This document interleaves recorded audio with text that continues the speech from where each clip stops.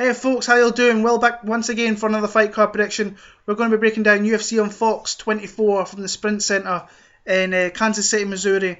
As the Flyweight King Demetrious Johnson defends his championship once again against Wilson Reis. Overall, this is a card I'm really looking forward to. Fighters I'm looking forward to seeing, fights I'm looking forward to seeing, and I'm really looking forward to breaking that down. I'll get to that in a few minutes' time. As always, you can follow me on Twitter, WillMartin7MMA. If you can like, comment, and subscribe to the channel.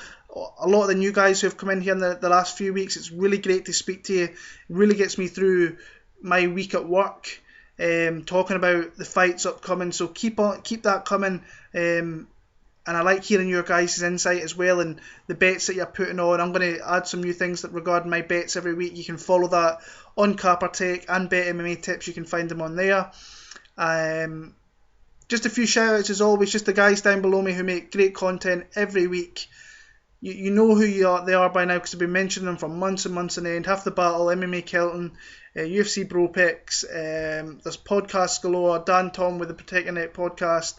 Shout out to the UFC Betting Sharks on Facebook. I just want to give a special mention to my boy Kyle Rockstar Z's MMA on here on YouTube. He's just went out. Last night was his first event. If you want to win money over a long period in this game, Kyle, I think, is one of the guys you should be following. $20 per event. Last night he went 2-1. You would have made money there if you followed this guy. This guy will win you money over the long term if you follow him. So there's not one of the nicer guys out there that I really hope this kicks on for him. Gets a lot of support because he will win you money. Good luck to you, Kyle. I'm a big fan of yours. You're one of the nicest guys around. So good luck with everything you're doing. I support you 100%. So good luck with that. Big shout out to Big Marley on DraftKings last night.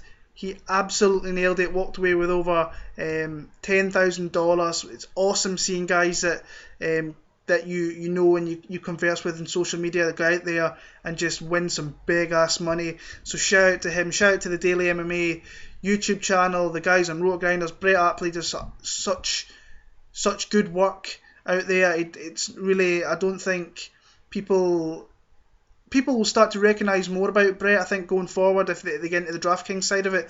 This guy does a ton of work. And in the premium, go buy the premium, $5.99 per, I think it's per event or per week. It's just great stuff. Right, projections, breakdowns on fights, a great chat, which a lot of guys go in there, really a lot of good guys as well. Just shout out to all the guys in there, Mark and Sun Tzu, creating the Alpha Podcast, Gravy Cakes. They just do phenomenal work, and shout out to you guys. So we're going to get into this right away.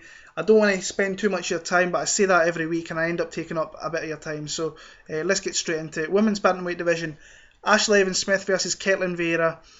I'm pretty big on Ashley Evans-Smith here. I really do like her in this matchup. Watched a few of the fights this morning.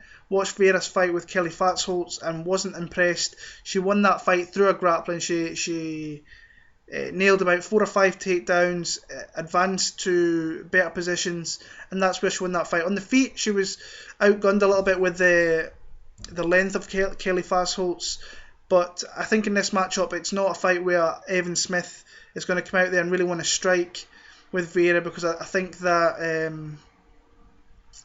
on the feet, they're probably both kind of similar positions. They're not great on there.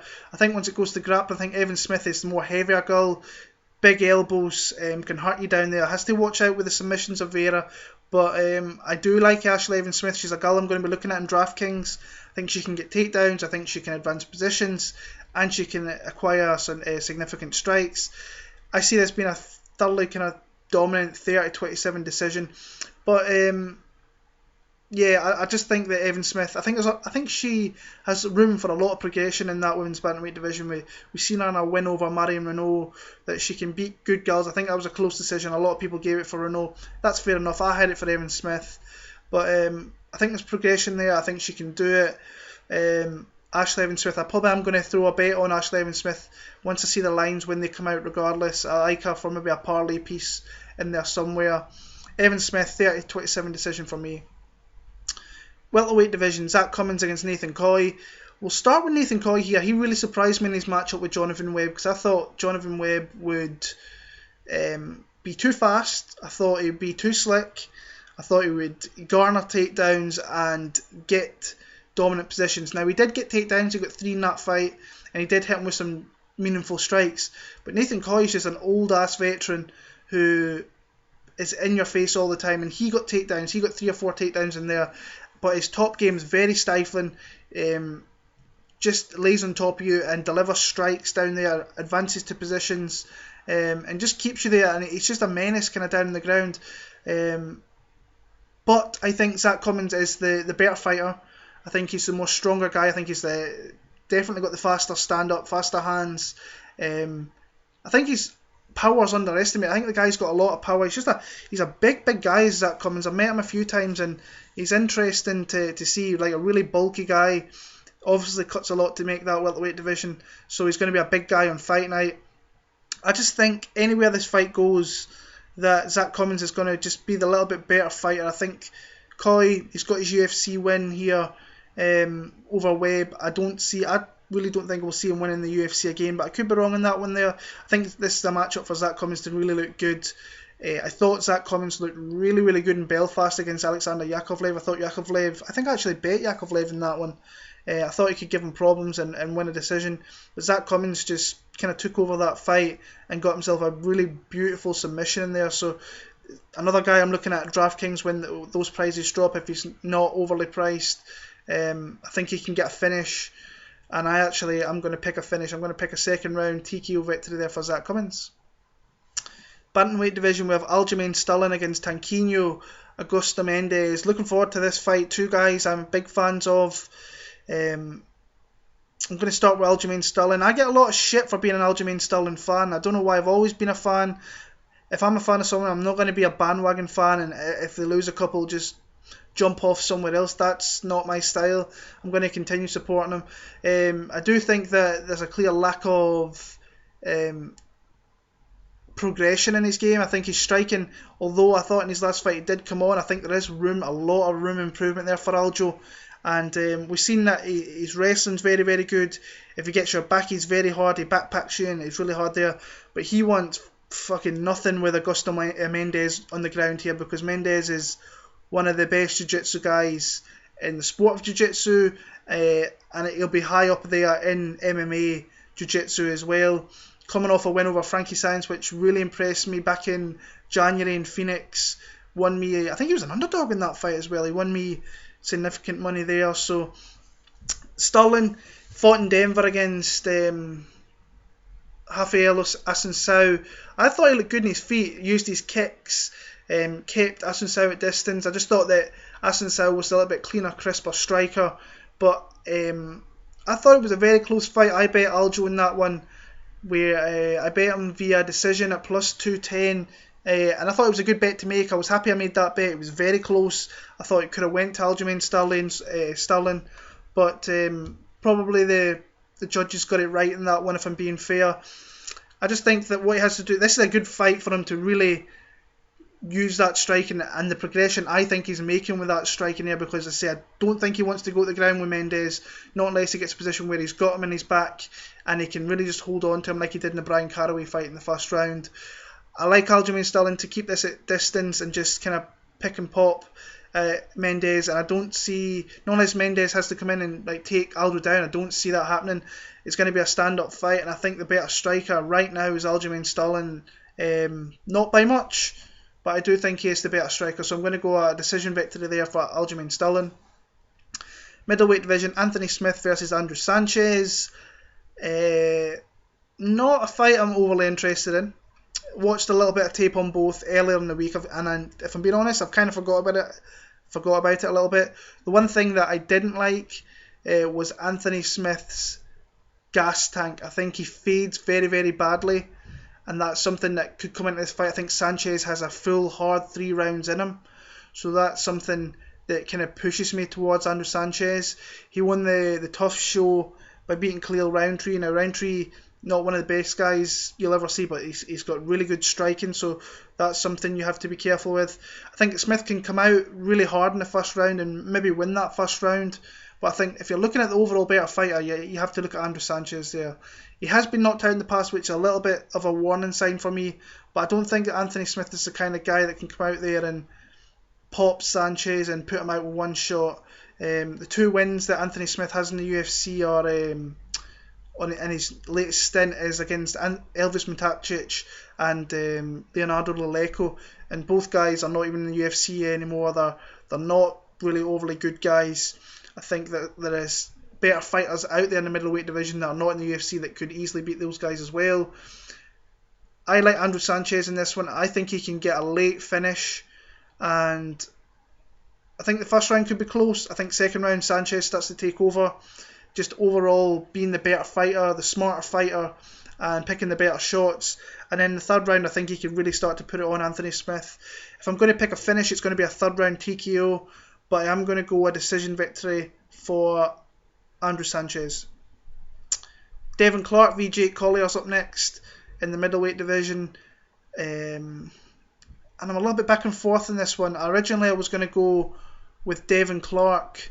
Kind of like what I saw out of him in the Josh Stansbury fight. I picked Stansbury in that fight.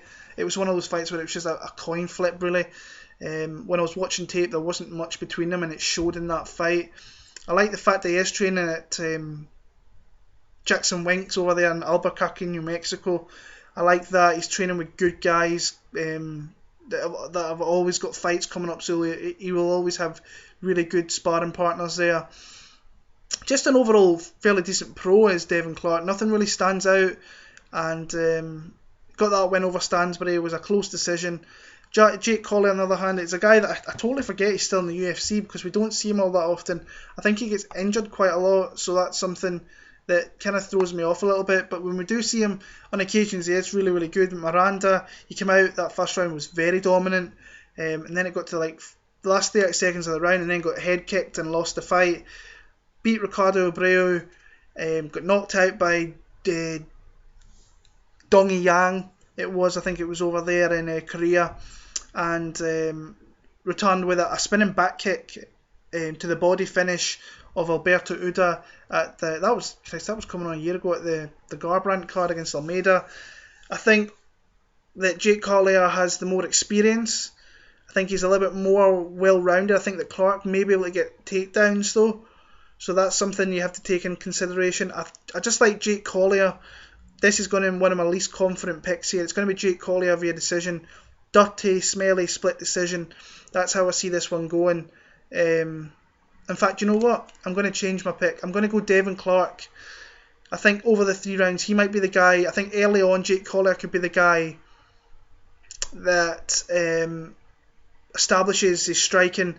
But I think as the fight goes on, Devin Clark can maybe potentially get the fight to the ground and keep it there. So that's where I'm going to go. Just thinking about that when I was watching a little bit of tape a couple of days ago there, Clark does have that wrestling where he can take it to the ground and it can stifle you a little bit there. So not overly a good grappler, but I think he's got enough to keep Jake Collier at bay here. So I'm going to go Devin Clark, smelly, split decision. Not one of my confident picks. Won't be betting it, won't be looking at it in DraftKings, I don't think, unless the price are a little bit ridiculous. But the pick will be Devin Clark there. Moving on to prelims, a really fun looking prelims card. Flyweight division, Tim Elliott against Louis Smolka. This is a fight I've been going back a lot on. Originally I was on Louis Smolka, but I think this matchup, it's a weird matchup. I'm looking forward to seeing the betting line in this one because I may throw a bet on Louis Smolka. I know he's not looked good in his last couple of fights. I think he's been ill during weight cuts, which has taken out him. I think his opponents have just been a little bit better on occasions. I mean, that Moreno fight, he came out and just got caught. Sometimes that happens in this sport. And then in the Ray Borg fight, he just got taken down. And Borg, we've seen that in the Formiga fight, that he's a really, really good grappler, really good wrestler, and that he showed that in the fight with Smolka. But this is a big fight for Smolka. Losing 3 in a row in any capacity is not a good thing. And he's fighting someone really, really awkward in Tim Elliott, who's coming off that decision loss to Demetrious Johnson in the finals, where I thought he gave a great account of himself. I really did. I think a lot of us were on Demetrious inside the distance, and he was just awkward. He was long, he was awkward and just languid, and he was just head movement everywhere and just throwing funny shit and going down to the ground. He's just tough. He's a tough guy, is Tim Elliott, and just not the kind of fight that you can really prepare for all too much, because he's just really, the word for him is just awkward. And interesting fight. I thought he was going to go up to the bantamweight division after he lost that fight. A little bit surprised that he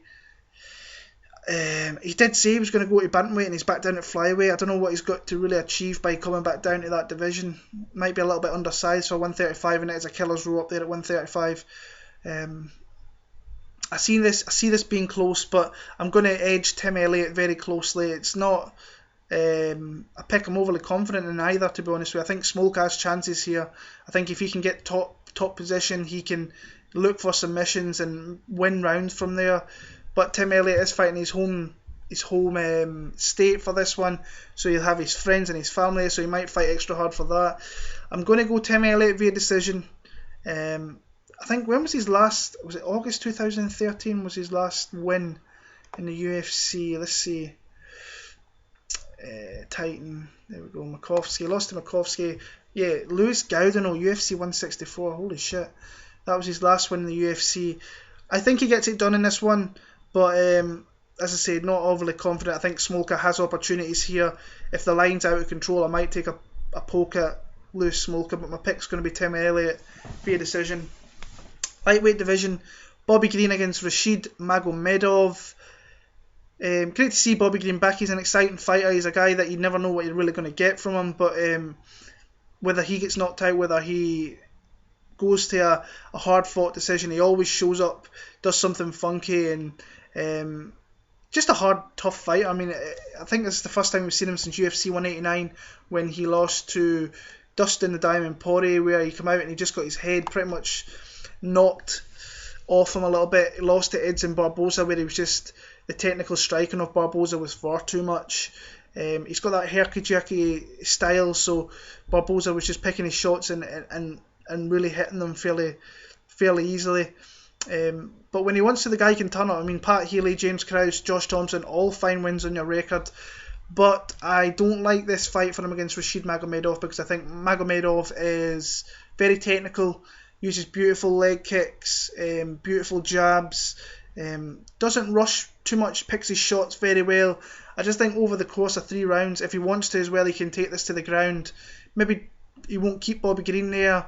I don't know where Bobby Green's head is at the minute as well. He's always got something going on in his life, which is a little bit, you can't bet on the guy when it's something like that. I just think that Rashid Magomedov is the better fighter overall. He's the more technical. He lost that fight to Beneil Dariush, but it was a fairly close fight, but I always thought Dariush was a little bit ahead in that one. I'm going to pick Rashid Magomedov. It's going to have to be via decision. I think he could get a finish if he was to really have a really good output and put some on Bobby Green there, but I like Magomedov to be too technical, too crisp, too clean, just a smarter fighter. Wherever the fight goes, I think he's a smarter fighter, so Rashid Magomedov decision.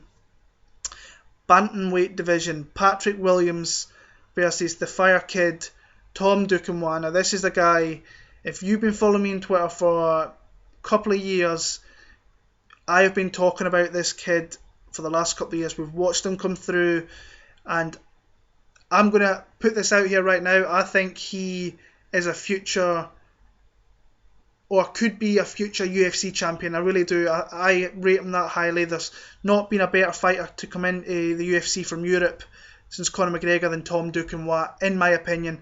And that's saying something, because Mark Diakese is a great fighter. There is other great fighters from Europe coming through. I really rate Tom Duquesnoy very, very, very highly, and I do think one day he will hold a UFC title around his waist. That's a big call. I said that with Cody Garbrandt. He went and did it. I think that Duquesnoy can do that. He's coming into a lion's den of a division here, but let's talk about this matchup. Very favourable matchup here against someone who has chin issues. Duquesnoy, he's just overall a very good striker. I'll talk about Duquesnoy as a fighter. He's very, very kind of meticulous fighter. He's got really good, really smart fighter. Doesn't overexert himself. uses beautiful strikes in the clinch, uses beautiful strikes up against the cage. Really like his. If you go back in the day, he lost to Makwan Amirkhani, and that was at 145, and Amirkhani was a huge guy compared to Duquesnoy. And in that fight, he wasn't out of his element. He did lose that one, but he showed signs in that fight that he can fight against really good guys. I think if he was a little bit bigger, he would definitely beat Makwan Amirkhani. But he lost from that one. He came forward, and since then he's just progressed as a striker. A fighter, I should say. Moved himself out to Jackson Winklejohns in America, and since then the guy has just been awesome, pretty much.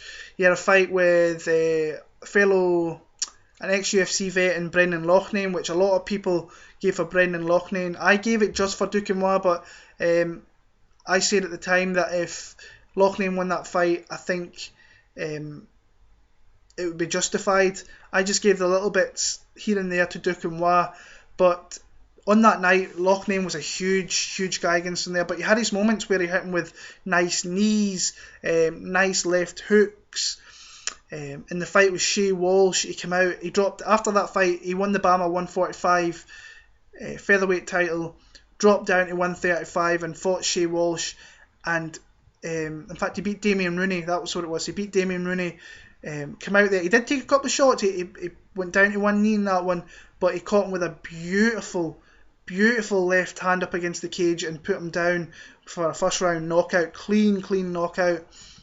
Then he came out against Shea Walsh. It was the world champion against I think it was like the Lonsdale champion, which is below the world championship, and he caught him with the most beautiful, short, crisp elbow I think I've ever seen, and Shea Walsh just face planted on the mat, and it was just an unbelievable knockout. And from there I've been calling, right, this guy needs to get in the UFC. Then he came out and beat a really decent professional in Alan Philpott. Took his licks in that one, but gave it more, got the submission in that one there, and now he comes to the UFC, and I rate him very highly. This matchup is a fight, I think that this is close to being the perfect fight you can have for Tom Duquesnoy to come into the UFC against someone who is not as quick, he's not as fast, he's not as fluid, not as athletic. Tom Duquesnoy, wherever this fight goes, is just the overall better fighter. Patrick Williams has chin problems. He does train out American Top Team, which is something that they will game plan very, very well for Duquesnoy. I just think that Duquesnoy, wherever this fight goes, will have the advantage there. And I'll probably be betting Tom Duquesnoy if the lines aren't stupid, maybe inside the distance or something like that. I don't know. We will see. Or I might use him as a parlay piece. I don't know. We'll wait and see. But if you can't tell already, I'm a huge fan. I'm on the bandwagon with Tom Duquesnoy. I will be. I think he can beat guys already in the top 10. I firmly believe that. Maybe even higher up. But we have to take it slow here in the UFC and give him maybe a year, 18 months, and we'll see where he's at before. That's maybe what I should have waited for. A year, 18 months before I should have started saying this guy's ready. I think he's ready for some of the best guys in the division, but we have to take the slow roll with him here. First fight in the UFC. Let's see what he's got here. I like him. I'm going to go an early second round TKO. I think he beats up Patrick Williams in the first fight. Shows a lot of his game, and it's either going to be a first round or a second round. I'm going to go. In fact, I'm going to go first round. Let's do it that way. Towards the end of the first round, I'm going to go a TKO victory there for the Fire Kid, Tom Duquesnoy. Then the head fight of the prelims here, we have Alexander Volkov against Roy Nelson. Not a fight I'm overly looking forward to seeing. I think both guys aren't the best for watching. I think Nelson's not the fighter he used to be. I think he's just decreasing a little bit, and that's fair enough because he has been around the sport a long time. He's fought a lot of the good guys, taken a lot of punishment. But I think he's got a matchup here which is very, very favourable. He hasn't got the height and reach advantage. Volkov is a big guy. I saw his fight live in Belfast against Demetrious Johnson. I thought personally lost that fight. Kickboxer, very, very good kickboxer. But overall, I don't think he hangs around in the UFC heavyweight division too long. I think he's definitely a top 15 guy. He could be, if he isn't already. But don't really like what I see out of Volkov, former Bellator champion. I think Roy Nelson can grapple with him here. put him against the cage like he did against Derek Lewis, maybe get takedowns from there. He does have that big right hand that he can throw out every so often and take the chin clean off. I just think that Roy Nelson is a good fight for him. Coming back here, I think he puts him against the fence. I think it's an ugly fight. I'm going to go Roy Nelson via decision. Don't want to talk about that one too much because it's a fight I'm not really looking forward to too much. Main card. We're up into the four fight main card here, and I will be making a few bets on this main card. I already have one which I'll talk about very, very soon, with a second one probably coming very, very soon as well. Featherweight division, Jeremy Stephens against Renato Moicano. I've literally just been watching fights on Moicano here, and I was watching through the week then. I was speaking with a couple of guys, and I rate this guy pretty highly. And I know that a few guys are going to be betting on Moicano because this line will be off. I can see maybe Moicano being a 250 plus dog easily in this one. He's only had 2 fights in the UFC, where Jeremy's probably had 20 plus UFC fights, fought some of the best guys in lightweight and at featherweight. Coming off that loss to Frankie Edgar at UFC 205, where he had his moments in that one, he dropped Frankie Edgar. Big power is Jeremy Stephens. Moicano, for the most part, is a jiu-jitsu guy. I thought in his fight with Ninamaki, he showed some of his striking there before he got the submission. Tried to use that aggressive striking in the Tuhugov fight, so Tuhugov could come forward and try and take him down. Got a split decision victory there. A little bit of a homer there in at UFC 198 in Brazil. But I do like him as a fighter. I think he's worth a shot. If you're looking at betting underdog, I don't think Moicano might be a bad one, because Stephens is in that place now. He's lost to a top contender at 145. Is he just going to be a run-of-the-mill fighter there, so his expectations might be a bit lower? How's the weight going? I can see him possibly struggling to make the weight, or maybe missing weight a little bit. But I am a Jeremy Stephens fan. The guy always comes to bang. He always comes to put on a show. I think there's going to be times in this next 4 or 5 days I'm going to want to bet Moicano, but I think I'm going to back away because there is other better bets I think on this card. I think that Jeremy Stephens is just a little bit too seasoned for Renato Moicano. If this goes to the ground, I think Moicano's got big opportunity to submit him here. This could be a play on DraftKings, that putting someone like Moicano in there, like Charles Oliveira last night. Cheap guy who could potentially finish, might be a good pick.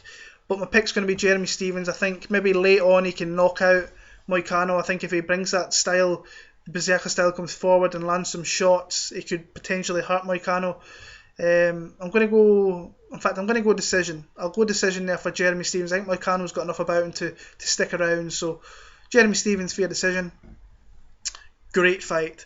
Middleweight division, Ronaldo Jacare Souza against the Reaper, Robert Whittaker. I will be betting this fight, but we'll get that at the end here. Big Jacare fan I am. I think that he's a destroyer. The guy's a destroyer, and he showed that in the Tim Boach fight. He showed it in the fight. I know Belfort is not the fighter he once was, but he just thoroughly dominated Belfort there. Dominated Boach. He did get hit with a couple of shots there, but once he gets that fight to the ground, his top game is so heavy and the pressure is so much that he's virtually, if he gets top position on you, you're not getting out. He's submitting you. You will be tapping out, or you will be going to sleep, or you will be snapping something off. It's just the way he is, and he has heavy ground and pound along with it as well, like he showed in the Belfort fight. With his only loss coming to Yoel Romero, which a lot of people gave him that fight. So, I mean, this guy's literally the elite of the division. But I think Robert Whittaker is a guy that's coming through. That I love the fact that he fought 170, struggled with the weight cut, moved up to 185, and fighting at his kind of natural weight class. And the guy is just a really fun fighter to watch. I was so honoured to get to watch him at UFC 197 last year, and then we've seen him in a main event spot against Derek Brunson, which was a nuts first round. But this guy has really, really good footwork, really good hand speed, really big power, and I think he can catch Ronaldo Souza here. If he stays off his back and doesn't get taken down in this one, I just don't see where Souza on the feet really matches up with Whittaker. Now, I might be off in that one. I hope I'm not. See, I am a Souza fan. I am a big fan, but I'm a big fan of Whittaker as well. I just think that Whittaker is coming through, and he's deadly. Robert Whittaker is deadly, and he's got an elite. I think his boxing is very, very good. I think his striking is just very underrated. I've seen a lot of people say, "Oh, his striking is not good." I think that's bullshit. I think he's got a really good striking arsenal, and I think he will show it in this fight here. As long as he doesn't keep his back against the fence, doesn't get grabbed a hold of, doesn't get taken to the ground, I see him winning this fight, and I can see him knocking out Ronaldo Souza. If not, I can see him piecing Ronaldo Souza up for 3 rounds as well. So my pick's actually going to be Robert Whittaker. He's a 195. He's a plus 190 dog over here in the UK. I'm waiting until it hits plus 200. If it hits plus 200, I will be making a play on Robert Whittaker. It's tough to really go against Jacare because I think he deserves a title shot. I think that he's not going to be around the sport all that long, so that's why I think he deserves a shot as well. But I just think that Whittaker is a guy you really don't want to face. He's out there in Kansas already. Jacare's got that long flight over from Brazil. I like Robert Whittaker here. I'm going to go a knockout. Round number 2 for the Reaper, Robert Whittaker. Now, I know I might take some shit for that one because Jacare, I know, say I'm a fan. It's got a lot of loyal fans, so I may take a lot of shit for that. But it's just how I see this fight going, guys. I think it's a really good fight, and I think Whittaker can catch him with something. So Whittaker, round 2 TKO. Main event, co-main event, I should say. Rose Namajunas against Michelle Waterson. Really good fight. Looking forward to this one. Was watching taping this yesterday before I went to work, and a little bit this morning, and I made a bet this morning on this fight. Rose Namajunas is a girl. I might as well tell you who I'm going to pick straight off. I'm going to pick Michelle Waterson, and then I'll go into why I think that I am picking her here. Rose Namajunas, I just don't think mentally is all there. I think that she has the abilities and the capabilities to really be a top fighter for years to come, but mentally I don't think she's all there, and I think she can quit on herself. She can doubt herself a little bit, and there's just opportunities to get Rose Namajunas here. So I mean, she's got that Taekwondo background, decent striking. She's quite long for the division, is Rose Namajunas. She will be the longer fighter here and the bigger fighter. Michelle Waterson, the karate hottie, she's got that karate background, but she showed that she has grappling as well. I mean, that beating, both have a mutual opponent here in Paige Van Zandt, and Rose beat her up for 5 rounds before stopping her, and then Waterson just blew Van Zandt out the water with a first round rear naked choke, and showed that she's got grappling to go with that beautiful striking arsenal that she's got as well. And I think the way she can get Rose here, you can get at the clinch like Karolina Kowalkiewicz did. I don't think that Waterson has the clinch skills that Kowalkiewicz has, but I think it's something she could exploit. I think she's the faster fighter. She's more like a striking. She's a little bit more technical, where Rose is a little bit more out there. She can throw some weird stuff. It's the same with the jiu-jitsu side as well. She can do that, throw up some weird submissions. I just think that Michelle Waterson's going to be a little bit too good on the feet. I think she's going to be crisper, and I think she can win this fight by grappling. I think that's what a game plan needs to be, is to put Rose Namajunas against the cage and look for takedowns, try and get single legs, just take the fight to the ground. I think she can out-grapple Rose Namajunas, and that's where I see this fight going. I'm going to pick... I can see Rose Namajunas win the round as well, but I am going to pick Michelle Waterson to win here via decision, 29-28 decision. And I have put 2 units on Michelle Waterson at plus 125 this morning. Really like that bet. I like the number, and I just think it's a close fight, but I think that Waterson is really maybe starting to find a groove a little bit after that win over Van Zandt. And I picked Van Zandt in that one. I thought she would beat her up a little bit and looked at it, go down there and Van Zandt would dominate her. Was not the case. Pick's going to be Michelle Waterson via decision. And in the main event we have the king, in my opinion, the GOAT up there with John Jones. I think John Jones is the GOAT, but then you look at Demetrious Johnson, the guy doesn't get enough credit. Just one of the best of all time, period. Flyweight champion Demetrious Johnson defends his title here against Wilson Reis. Demetrious, what can you say about the guy? He's just one of the best all-around fighters there is in the sport, no matter where it is, from his speed, from his wrestling, from his striking, from his jiu-jitsu, his pressure, his ability to change it up and find spots where you're weak, like he did against Cejudo. He got him at the body and just beat him up there and made pretty much Cejudo go down, and he was not coming back up. He's just got the ability to change it up so much, and it's just, I said on Twitter the other day there that I freaking love watching Demetrious Johnson fights, and I genuinely get pumped for his fights. A lot of people give him shit. You will never find me giving Demetrious Johnson shit, because I think that he is just one of the best, and he will be one of the best of all time. And he's just, I love watching the guy. I just think in this spot here, what has he got to worry about with Wilson Reis? And that's the jiu-jitsu thing. Wilson Reis is probably the better jiu-jitsu guy, but it wouldn't surprise me if this went to the ground that Johnson would submit him. It would not surprise me in the slightest if Wilson Reis got submitted by Johnson here. I think he can beat guys at their own game, like he has done with Benavidez with the striking, and so on and so on. I think this is a fight where Demetrious Johnson can use his striking I think he can be really confident in the feet here. He's faster, he's more accurate, he's more versatile, he's throws more kicks than what Wilson Reis does. Wilson Reis coming off that win over Ulka Sasaki, where he had problems in that one. Sasaki took him down, and saying that Sasaki is an awkward guy, he's very, very long and rangy for the division. I just think Demetrious Johnson, wherever this fight goes, has an advantage in some capacity. So I'm not going to be picking against Demetrious Johnson. He's going to get his 10th flyweight division defense, which is incredible, and he's going to be up there matching Anderson Silva. So that tells you how good this guy is. I'm going to go a knockout victory here for Demetrious Johnson. I think he's just going to beat up Wilson Reis in the feet and get the finish. I'm going to go third round. I'm going to go a third round finish for Demetrious Johnson. I think he's going to beat him up for a couple of rounds.